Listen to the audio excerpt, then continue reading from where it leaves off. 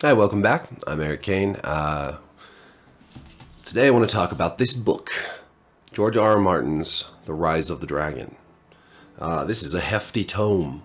Very thick. It's like the size of a large D&D book, like a beastly bestiary, a monstrous manual.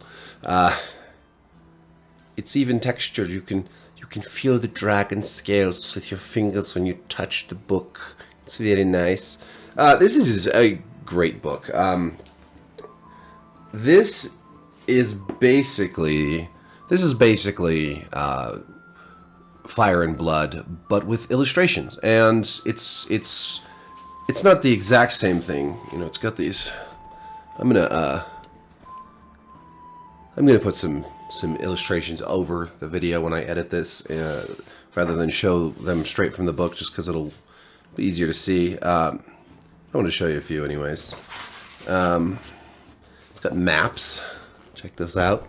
Maps. Maps are amazing. These are really gorgeous maps too. I mean, look at those. I want these on my wall. And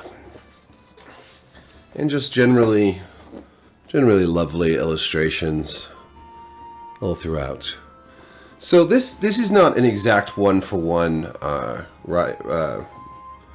Fire and Blood. I keep wanting to say House of the Dragon. It gets a little confusing. You got the show House of the Dragon, you've got the book Fire and Blood, and then you've got the book Rise of the Dragon, and you want to say Rise of the Blood Dragon and House of the Blood, and yeah. So this is more of like a coffee table book / resource book.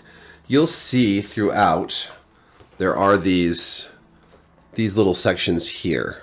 So you've got the main text with the white background, and then you've got these little blocks of text, little tables that are busted out there, and these have like information plucked out, like this one here that I just opened randomly to. It talks about this is the Green Council. This is good timing. This is the Green Council. So the most detailed of the accounts of what transpired on the night of Viserys' passing comes from Grand Maester Munkin, who drew on the account of his predecessor, Grand Maester Orwyle, as well as on an exhaustive catalogue of documents, interviews with witnesses, and more. And then it lists who was there. The small council at the time consisted of the following: Queen Alicent, Sir Otto Hightower, Hand of the King and Alicent's father, Sir Criston Cole, Lord Commander of the Kingsguard, Grand Maester Orwyle, Lord Lyman Beesbury, Lord of Honeyholt, Master of Coin since Jaehaerys' day, except for Prince Daemon's brief tenure, Sir Tyland Lannister, Lord Admiral and Master of Ships, brother to the Lord of Casterly Rock, Larys Strong, called Larys Clubfoot, Lord of Harrenhal, Master of Whisperers and Lord Confessor, Lord Jasper Wilde, called Ironrod, Lord of the Rainhouse, Master of Laws. So as you can see, you get a little bit of a breakout, a little table that just sort of outlines who was present at this thing. And there's many instances of this throughout the book. Oh, and there's a picture of poor Lord Beesbury getting his throat cut by the wonderful Criston Cole, or being locked in a dungeon, or being tossed out a window.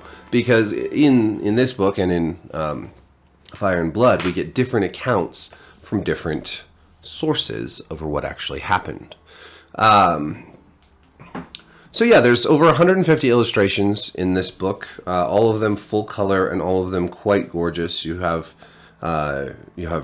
dragons and knights and tourneys and the different characters, and it's all lovingly made. The book itself is just nicely bound. It's a nice thick cover, textured cover. The pages are heavy, thick, nice paper.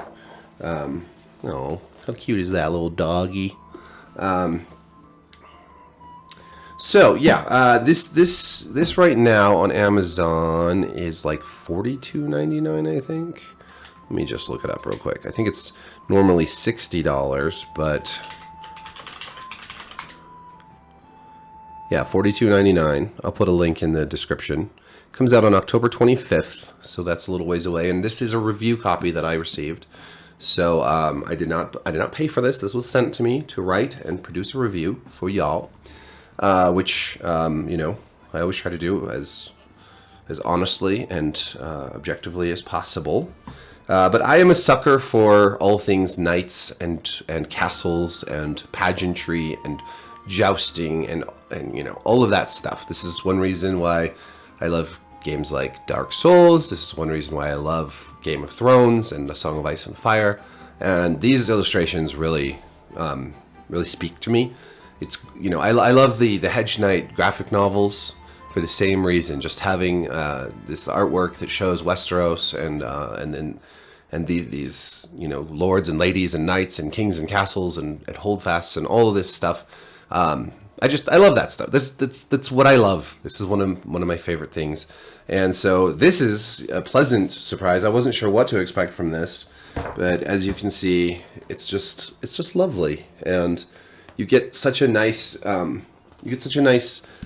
illustrated version of these places. And one thing I love about artwork and animation is that you can do more with it in a lot of ways than live action. As beautiful as House of the Dragon is, it's lovely to see this in the mind of artists, and that's why I'm always begging for like an animated adaptation of Lord of the Rings, animated adaptation of The Walking Dead. I would love to see these things brought to life via art and animation rather than just live action and costumes, because you're so limited by what you can do with live action and sets, and then, you know, always that infiltration of CGI into the live action, even as good as it gets.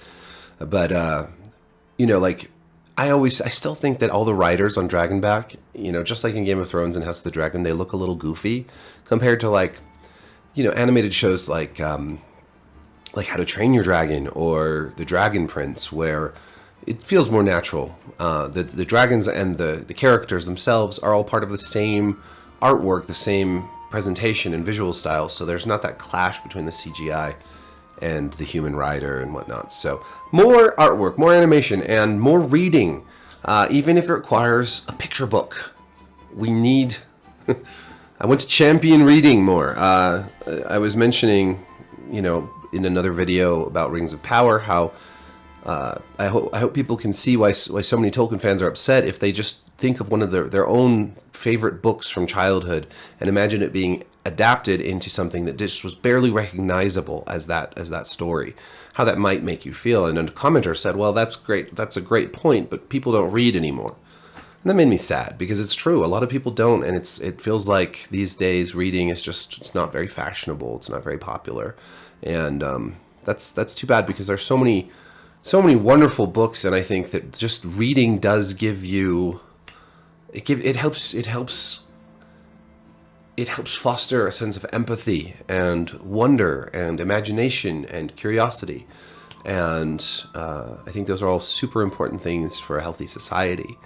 So pick up this book, any book. Pick up another book if you don't want to pick up this book. But I really think it's great. So yeah. It's co-written by Martin's assistants Elio M. Garcia and Linda Antonsson, and I know there's some silly internet controversy around some of that, but we're just going to leave that aside. And yeah, thanks for watching, liking, subscribing, all that stuff. Oh, and I got a new audio setup, which I've been fiddling with all morning, and I think the sound problems I've been having have been cured. So hopefully, crossing my fingers. Peace.